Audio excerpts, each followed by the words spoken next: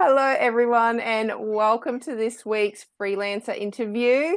I am crazily excited today because we have one of the most amazing marketers I have ever seen. And I've got Chantel Girardi from Online Business Marketing with us today. Hello, welcome. So excited to be here. Thanks so much, Crystal. I can't wait. Your background and what you've achieved is incredible and so fitting for our for this space. So I'm going to throw it straight over to you. Tell me or tell everyone about you, your business, and especially your background, because that's very Yeah, important. sure, no worries at all. So I'm originally from South Africa, hence the accent. In 2008, we got the opportunity to move from South Africa to Australia. Now, in South Africa, I was a triathlete. I was a personal trainer. I taught swimming. I grew up there. I had family. I went to school. So everyone knows who you are. And when you have a business, it's really easy to get clients because everyone knows who you are, right? So in South Africa, I had a health, wellness, and fitness studio. Over many years, I'd either managed or owned them, and getting clients was not an issue because, as I said, home ground, not a problem at all. Mm, mm. Come to 2008, we immigrate to Australia, come to the Gold Coast, and my husband was on a working visa, and I had three daughters under the age of 5. He was going to go to work, and I was going to stay home and look after the children. However, in the first 4 years, whilst paying away into the country, he was made redundant. Now, when that happened, I was like, how the heck am I? I can't get a job. I've got these three kids under the age of 5. Like, what do I do? So I literally started to go onto Facebook when my children were sleeping or were playing. I went onto Facebook and I went, how can I grow a business without, I couldn't go to networking groups. I didn't have any money to invest in marketing. I was like, how can I actually start a fitness business here on the Gold Coast in a saturated industry? No Yeah, one knows who I am and I can't get out and about and I've got no resources. How do I actually do yeah, that? So started playing on Facebook, made a lot of mistakes in the beginning, did a lot of spamming. yeah. But within sort of a year, I worked out a strategy on social media with no experience of being on social media. I don't like being online. I still don't like it. Yeah. I figured out a way that I could generate actual income because I had all these people going, just get online, give it away for free, show up every day and do lives and blah, blah, blah. And I was like, I can't spend all this time and it not work and not make money. Mm, I mm. needed to make money. I've got to feed the family, right? So I just carried on playing and doing it. And within 5 years, I'd grown a fitness business on the Gold Coast. And within another 2 years, I then opened up a health, wellness, and fitness center on the Gold Coast. And Wow. everyone said to me, how did you do it? Right? No experience, no investment, no money. How did you do it? And I said, well, Yeah. I invested in myself and my ability to get good online. And it comes down to that one word, which is the strategy word, which I know today we're going to talk about. So it came Yes. down to the strategy. But before we get into that, I'll go one step further and just show you how this applied because I opened up my health, wellness, and fitness center. And in my mind, all the other people, we'd all refer to each other and Yeah. everybody would help, pay me their rent and we'd all live happily ever after. But my business was doing well because of all the strategies I'd learned and Yeah. applying, but they couldn't pay me rent at the end of the week. And that was highly stressful. So I ended up creating this meetup called Health, Wellness, and Fitness Entrepreneurs. And every week we'd all get together and we'd talk about ways that we could generate leads and generate clients. And eventually, Love it. Gold Coast heard about it and said, hey, who's this chick that's teaching everybody how to do this? Because Mm, we want mm. to outsource, we don't want to get VAs, whatever. Like, how do we actually do this?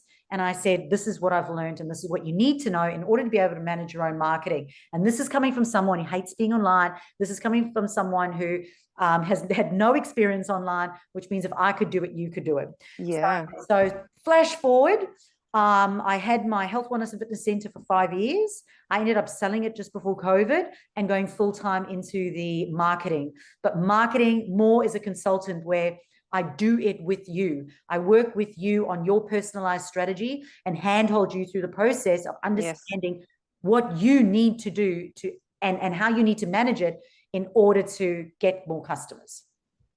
Okay. I love that. I think it's an incredible transition from one space to the next, but seeing, yeah, creating that business and then turning it into another successful business is absolutely incredible. So I think you have so much knowledge that so many of the people in our Facebook group who are in health, wellness, and fitness are just going to absolutely love. So strategy is what we're talking about today, and strategy is what you said made you different from everyone else that was working right next to you. It was all about the strategy. So can you tell me how do you start? How do you start with a strategy? Where does it even start for a brand new business like yours? When you come over, a brand new business, how do you get that strategy? Yeah, so for me, I mean, I'll tell you, because it's the actual story of what I did and how I did it, and it came out of pure necessity. I had no Centrelink, so I had to have what I wanted, money to work. So I worked out how much money it was I needed, like how much money did I need for rent and food and everything else, and then I went, what am I good at and enjoy doing, and how can I package it into a desirable offer that somebody will pay me for it? Yeah. How many of those people do I need to have? Where do I find them, on what platform? Yeah. How do I effectively communicate through my content? How do I get them off social media so that they become either a lead or a client? How do I keep them? And how do I get more money from them? And how do I get referrals from them? And how do I get more people like them? And that basically was the strategy. And for me, I talk about, it's end to end, because with but you work backwards. You worked out. I work backwards. Right. So you worked out how many people you needed, worked backwards, and then how to get those people essentially. And that's how I worked out what my offer was. So one of the things when it comes to creating your offer, I'm on the Gold Coast. No one knows who I am. In South Africa, different story. Here, no one knows who I am. Saturated industry, mum of three. No one knows who I am. There's personal trainers in every corner here on the Gold Coast. So I'm like, how can I come up with something that's going to cut through, that's going to differentiate myself from everyone else? And that comes down to, marketing is not what you do that's the same as everyone else. Marketing is about what you do that's different. So for me, I went, okay, personal trainer. I'm all about eating to lose weight. So I went, right, that's going to be one of my key messages, because everyone else is to diet and stop eating. So I went, okay, I'm going to go, eat to lose weight. Because I had 3 daughters under the age of 5, I was like, I need to have my kids with me at work. I don't have Centrelink. I can't pay for them. I've got support. I can't send them to kindergarten, like to childcare. So I'm going to have them with me. So I went, I'll create a mother's group. And the Gold Coast is very much look at me, look at me. And I went, I'm going to come from the holistic side, eat to lose weight. I'm not going to take anything away from you. And I'm going to create it as more of a community. So community for mothers. Yeah. So a mother's group, in essence, that can come and train and get fit without the pressure of smashing themselves, doing burpees, having to go to a gym, because I was training in the park, and not having to go to the gym. They can come train in a park. It can be more casual, more relaxed, seat your child when you need to, not intense like a lot of the other trainers on the Gold Coast tend to be. That's called a competitors analysis. And actually I released a podcast today on competitors analysis and how that's so important and what you need to do. But I highly recommend that you go look at that and you go, what is it that I do that is different from everyone else? That needs to become your power words. That needs to be consistent in your marketing. So talking about your point of difference the entire time. How did you know that point of difference was going to work, or did you know it was going to work? Look, again, I needed to position myself. So there was a couple of needs in there. The need was, it needed to be with my children. So mothers groups made sense. It needed to be 9:30 sessions, because that's when my youngest, she was 1 at the time. She had like a sleep at that time. So I was like, she'd be sleeping at that time. So all other 1-year-olds would be sleeping. So I had 1 1-year-old and 2 4-year-olds. but I did market research. So I went online, and you can Google. So I Googled all the personal trainers that are doing mothers groups, all of them that are training in the park. And I had a look at what they were doing. And many of them were using a whole bunch of equipment that they would drag down to the park. And then they would, like, it was high intensity training in that. Yeah. And I went, I'm going to go the complete opposite, because there must be a market out there where people just want to move. They want to be healthy. They want to be fit. They want, that was my other point of difference. I actually have a diploma in personal training, whereas everyone else is just certified in personal training. Okay. So I positioned my credibility and said, we're going to have these group classes, but they're always going to be small personal training sessions, because I'm actually a qualified personal trainer with experience. I've got a diploma, not just that. And that was it. So it was about looking at, who am I as a person and my credibility, because I say you are part of your point of difference, right? The way that you deliver things. I'm very passionate. I talk with my hands. I get very enthusiastic, and, you know, I'm a massive educator. So that was all in my marketing, because you're part of your point of difference. You are part of that strategy, especially if you work with your clients. So make sure you position yourself in your marketing.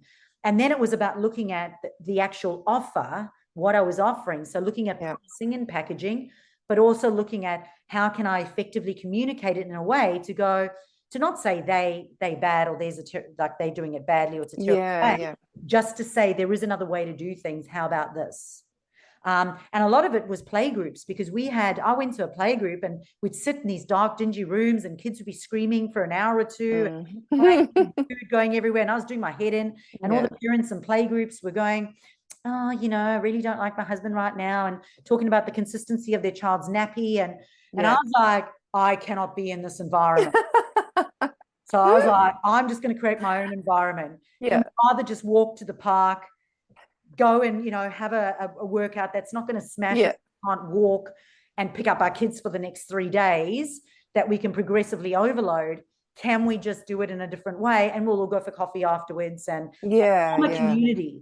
And then the other thing was a lot of expats. So I played a lot on the fact of another point of difference. Hey, if you've got no support here, come and join a group of like-minded people. You've got support. So we actually started looking after each other's children. I'd have all the kids for one day so that somebody else would have a day free. And I had all these people from all over different countries or Australia, and we'd actually support each other. And that became it was a community-focused time I could use in my marketing. And then people were prepared to pay. It sounds so simple when you sit here and listen to it. It really does. You're like, of course that would be what you would do. But it is all strategy, right? It's starting. And what I love is, and I think so many people wouldn't think to do it this way. They'll go, okay, what am I going to offer? Let's find those people and let's sell it to them. But it's essentially reverse engineering working backwards to go, okay, this is how many people I need to be able to pay my bills. This is how many people I need to make a viable business, and working it backwards, but, you know, going through that client analysis and really, really because you really narrowed down to what they wanted, what these mothers and even expats wanted. They wanted that community. They wanted that, you know, sense of well-being, but still being with their kids, and also building that, you know, friendship group. That's and I think one of the most important things, and I've become, like, I often present on this now, it's quite a niche thing, but I always say, get people the hell of social media, because a lot of people just talk about engagement on social media. And I say engagement on social media is ego metrics. It doesn't matter how much engagement you get. In fact, I hardly get any engagement, but I get clients from social media all the time. Engagement is not a factor in, am I actually getting customers off social media? It's how many clients you actually get. But you have to have a process. You have to have a process of, how am I going to get them onto the phone call? How am I going to get them into my email? How am I going to get them off social media and into a closer proximity, so I can continue to nurture them until they become clients? And that was the only reason I was able to sell my business, was because I had a leads list and I had processes in place. And so building that lead. So you're talking email lists is what you're talking about essentially. So building those. So getting people who, you know, like your Facebook page, getting them off your Facebook page into an email list, which you then own. Because like we saw with TikTok the other week, if it's gone, it's gone. All those TikTok influencers that were on there would have been absolutely petrified because in an instant their income is gone. So having those people onto an email list. So that's obviously a part of your strategy. Where does that come into play? How do you start building that and really getting them away from everywhere else and straight to you? So I always say there's two things. We talk about content and campaigns, and bearing in mind that I'm an organic marketing strategist, so we don't do paid ads yet. We may at some point, but you know, I've got a 6-figure business and I don't do ads. Still don't do ads because organic works. That was a question actually we did have in the group. So if we have enough time, I want to jump to that on. Yeah. If you can talk about the differences between that would be great. But yeah. Anyway, so I always talk about content and campaigns, but when I talk about campaigns, they are ad-free campaigns. So your content is the stuff that you post every single day that builds know, like, and trust. So every day across all the platforms, build, know, like, trust. So obviously you and your personal brand need to be there. Your business brand needs to be there. Your point of difference needs to be in there. Yeah. Success stories, statistics, social proof, all of that needs to be in there, which is your consistent stuff. But then we have campaigns, meaning that we're going to take people specifically through our content to get them to make a decision to take action. Okay. Now that take action, depending on what it is, the take action will either lead them to getting them as a lead on an email address or getting them as a client. And usually that would be through an email or through a phone call. So in order to do that, there's a couple of things, right? We could send somebody to a contact us form on your website. That's a lead capture. You could have a pop-up on your website. That's a lead capture. You have got a lead magnet on your website. That's a downloadable free resource. That's a lead capture form, right? Your book a call, lead capture form. Okay. Send me an email, lead capture form. Okay? Yeah. And most people are will be a lead first, right? Generally, most people won't just go, I'm going to buy what you're selling. You need to warm up, right? Because you're in the health, wellness, and fitness space, it does depend, right? I've had people on my email list 5 years later book a call and sign up with me, and they've been on there for 5 years. Yeah. They sign up, right? Just like that. But it depends, because it might be allied health professionals, and somebody may actually just see their content, have the know, like, and trust, and pick up the phone and may actually just book with you straight away. So it can. So it does depend on how much it is. What we know is that once you start going up in price, people usually want to have a conversation first before they start working with you. But it is industry specific as well. So for example, I'll use hypnotherapists as an example. I work with a lot of hypnotherapists. Some of the hypnotherapists, they do a book a call beforehand. Other hypnotherapists are like, there's no call, you just book and pay. But they've got to make sure then that all their convincers are solid and their marketing is solid. And if it is, so that they are stalkable and they have enough credibility, somebody will pay them, you know? Right. You know, it's only, I think, about $300 a session or something. Okay. So, quickly backtracking, convincers. What is that word? So convincers are, okay, if we know the pain points of your ideal customer, and time and money is always one, right? So time and money is always one. And then you are going to be another one. So you've got to prove to people that you are the right person for this job. So that's where your credibility and your storytelling comes in. Then you've got to prove that your modality is the way to go. So for example, there's 1,000 different types of marketing things that you could invest in. I have to prove to you that my marketing method is the best. Yeah. Okay. So I've got to prove me. I've got to prove my modality.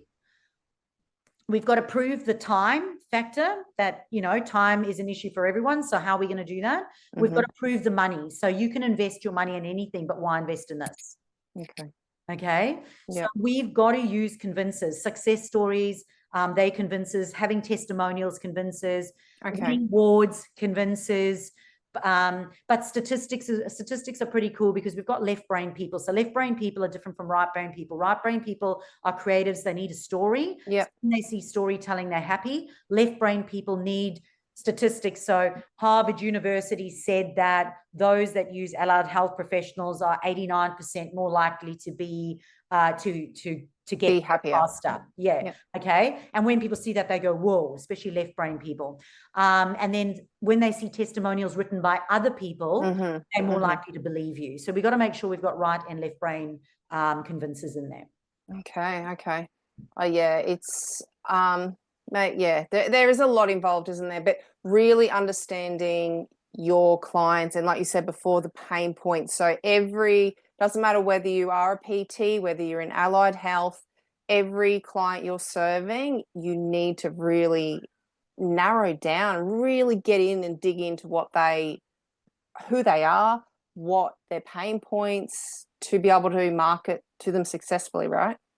Yeah, 100%. So, I mean, in the personal training industry, everybody is saying, and I mean, I belong to a gym here, EMF, here on the Gold Coast, and I go in and I've got this big board of all the personal trainers, and all the personal trainers say, transform your life, lose weight, feel great. You know, everything is exactly the same. So how do we choose which person?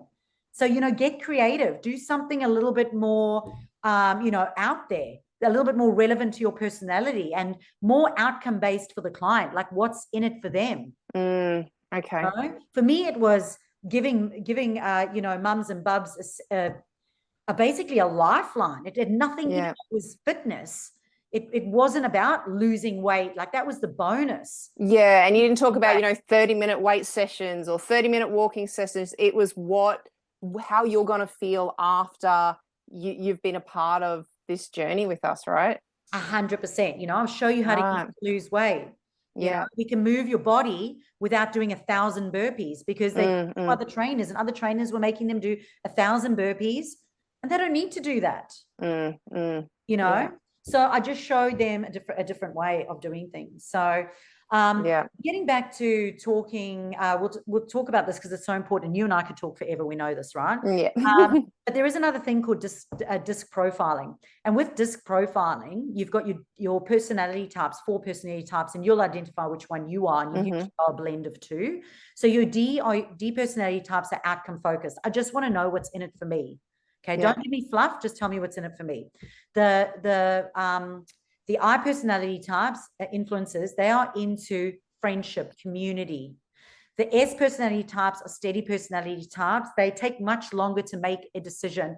They need to feel safe and that they're going to be given space and time to be listened to. And then we've got the C personality types that are process driven. So I've written all these blogs on my website as well. Now, when you've got those 4 different personality types, you've got to make sure that your content online speaks to all 4, because you don't know who you're talking to. So whether or not you're sending emails or you're doing social media or even in your lead magnet, you have to make sure that it changes and addresses all 4 of those personality types. So as I said, here's a blog on my thing. So Tony Robbins does this well. Every 2 minutes, he speaks to a different personality type when he presents. Okay. Yeah. Wow. I hadn't noticed that. Yeah. So really important that in your marketing, I am a D, outcome-based person, and I love processes. But if I communicated in social media only in a DC personality type, I'm going to lose my I's and S's. Right. Okay. So I have to be aware as a person, especially as a South African person who's a D personality type, I had to tone it down in my marketing and be aware that I was now talking to Australians. And Australians like to be asked for permission. They don't like to be told what to do. Right. Okay. So I had to change my language. So I had to become very self-aware of who I was, who my clients are, and make sure that I'm speaking to them in their language, not mine. Right. So if you was to put that into an example for, say, social media, so each of your posts then would slightly differ in their approach depending on whether that's who they're targeting in the disc, right? Yeah. So if you're trying to do a post and you're trying to incorporate all of them, you can generally start at the beginning with your, you can start with your I personality type. You can move to your S, then you can go down to your C and then end with your D, because your D is a call to action button. Yeah. But I'll use an example for the call to action button. If you say buy now, that is a D personality type. An S personality type would be like this. Yeah. Talk Yeah. to someone. I need to have more questions. I don't feel like I'm being listened to. They would struggle with that, right? They need more. But if I use the word learn more is a more acceptable. In fact, learn more is actually one of the more frequently used call to action buttons. And there's a blog on my website, so you can go and read it, where there's actual examples for every personality type for call to actions. So the other one is book a call is very much a D personality type or a C personality type, which is me. But if I say choose a time to chat, it is more I and S. Right. So do you do a mix of them all? You don't pick just one and roll with that? Especially like on your website, and that you could, throughout your page, when you've got to action buttons, change the language. But when you understand the client that you have, you're going to be talking to them in their language and mix up your call to action buttons. Right. Because on your main sales page, there should be multiple call to action buttons throughout the scroll anyway. So if you do only have one, you need to change it to have multiple. Yeah. And mix up the language and then monitor which ones are getting hits. I know, Crystal, we did one on your website and one at the bottom that was getting so much more hits than all the other buttons. So make sure that you do look at your analytics as well. Yeah, 100%. So that we've talked about the strategy for a new business. Is it the same for if you're adding a new service? Is the approach the same? Yeah, 100%. Because you've still got to look at the offer, you've got to look at the audience. You've got to then, go to the marketplace again, competitors analysis, see what your competitors are doing. How can you differentiate yourself from that? Price compare, look at your new key messages, how you're going to effectively communicate it. Where are you going to find those people? I know I was focusing a lot on B2C businesses, and when I started moving to B2B, I had to get better at LinkedIn, and LinkedIn's got a completely different strategy to Facebook. So, so you've got to get better in your skills in whatever platforms you're choosing. You have to respect the offer, respect the audience, and respect the platform that you're on. Okay. All right. This is going to be really difficult, but what would be the one most important part of a launch strategy, whether it is a brand new business or a new service? What is the one key thing that you have to do? I'm going to give you two, but I'll cheat because one we've spoken about already. So number one is strategy. If you don't have a strategy for a launch, I spoke to a lady yesterday and she's launching a fashion range and has absolutely no social media set up. Okay. So you have to have an overall strategy. She's got a strategy for a launch, but she doesn't have an overall strategy, which includes a marketing plan. And that leads me to what you've just asked, which is you've got to do a pre-launch. Now, people think a pre-launch is a pre-sale or pre-whatever. It isn't. I like to call it foreplay. It's about going out months in advance. I had it was a mountain bike track that was being developed, and they were like, oh no, when we launch, we're just going to do our socials like a month before. And I was like, you cannot grow an entire platform to launch to. Yeah. You've got to do that months in advance. So you're looking at least 6 months before. Well, that's like when new movies come out. They don't exactly need to promote because they're super famous and everyone knows them anyway. But you'll hear about a new movie so far before it even comes out. Like they start telling you when they start filming it to build up that anticipation. So yeah, it makes 100%. Sense, right? Yeah. So you've got to be building your audience. You've got to get them excited. And what have you got to be doing? Getting them a hell of social media. Yeah. So you're building your email list. So we just did this recently. We did it with a plastic-free pajama company. We did this with a caravan mattress topper company where the product hadn't even arrived yet. We were already doing photo shoots. We're drop feeding the content. We're getting people excited. We ran a competition, all ad-free strategies. Yeah. We're building that list of their ideal clients so that when the product arrives, they're the first people to know about it. Right. So they can hit the ground running. They're not sort of starting right from the start. Yeah. 100%. Yeah. So, and a lot of people wait. They wait until it's ready to go and they go, I'm going to launch today. People do this when they have a book and they go, I'm launching my book today. To who? To your mother? Yeah, no one knows. That is so true. Yeah, but when you look at compared to the movies and things like that, even new products with major companies, you hear about it so far in advance. It's so true. Yet we don't do it for our own businesses. Madness. Look, it comes down to time management. So because I have this holistic background, I'm very big into productivity. I'm very big in efficiency, managing stress and burnout, and having a work-life balance, not spending your life online, which means time management and time blocking is a fundamental thing. This is something that I teach my clients all the time. And make sure that we set up so that they can actually make sure that they're not just working in their business, but they're working on their business. Yeah. People say to me, my marketing's not working. And I go, show me in your diary where you're working on your marketing and then when you're working in your marketing. And they go, no, it's not there. I just do whatever. And I'm like, because you don't have it in your diary, it's not going to happen. Yeah, 100%. You get sidetracked so easily. I like the blocking as well. I do that too and I find myself so many times going to reach for my phone and I'm like, what do you stop? You focus. We get so distracted. So it's so true. Very crazy that we do that.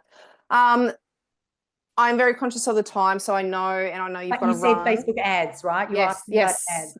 Yes. What was the question? So make sure that I answer it. So we had one of our members ask about essentially organic marketing versus paid marketing. So if you don't have the money for ads, which we know are crazy expensive, especially in the health, wellness, and fitness space because the competition is fierce, how do you go about organic marketing? Sure. So I'm going to give you a horrible example that I witnessed. So here on the Gold Coast, there was a Facebook ads person who went around to every single personal training gym and said to them, I will give you a Facebook ad strategy and run your ads. And he ran exactly the same ads for every single business. So what does that mean for the differentiation that I was talking about earlier? Wow. Now it's happening in the chiropractic industry as well, where all the chiropractors got together and said, we're all going to do joint ads with this one company.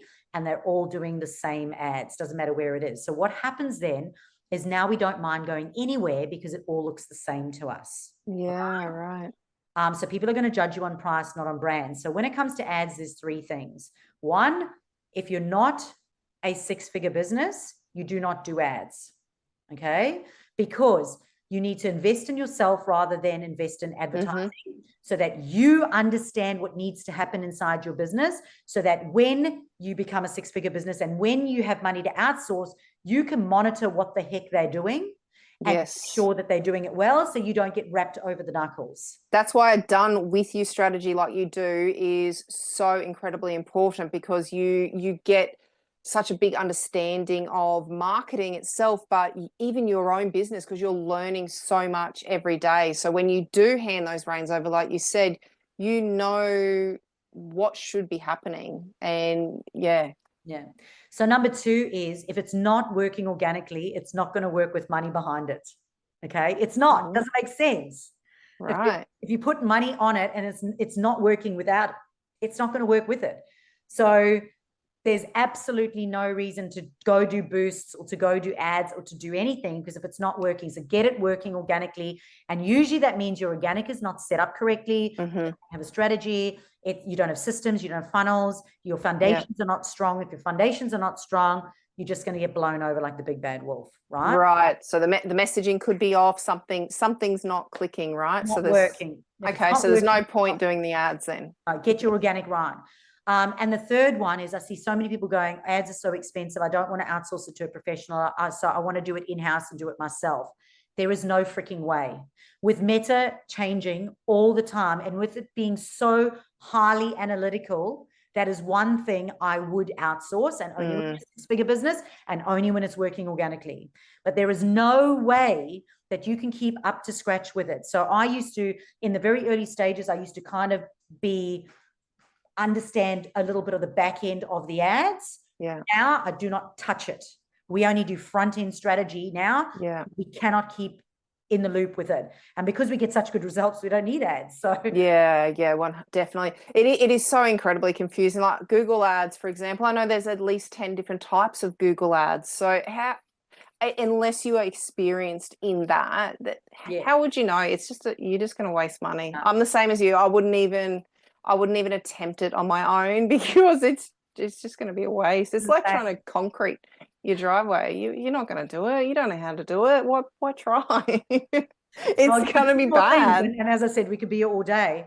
But firstly, as far as paying for Google Ads goes, if you're managing your Google My Business listing correctly, you shouldn't need Google Ads. Right?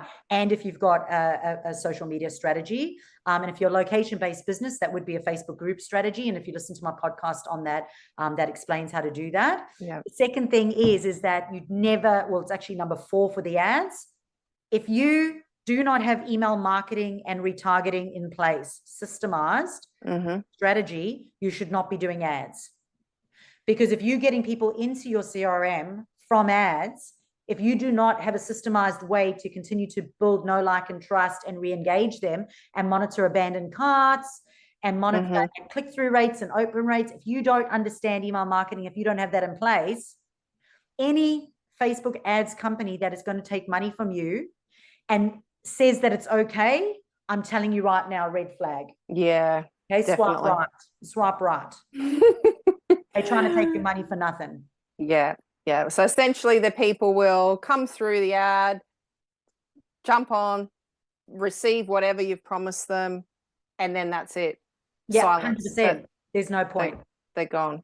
Yeah. Yeah. Okay. I like that. We've covered so much today. I will share a lot of the information, so around DISC and things like that, down in the comments in the group as well, because I think that's really important, that part of it. But can you just share with us your offers, what you want to share with us today, and where we can find you? I'll throw all of that down the bottom as well. But yeah. Sure. So the name of our business is onlinebusinessmarketing.com.au. On there, you'll find free resources. So you'll find our blog, you'll find our podcast, and you'll find some free downloads. So we've got a marketing gap quiz that you can do. We've got hot leads on repeat resource you can download, email marketing templates that you can download. So help yourself to them.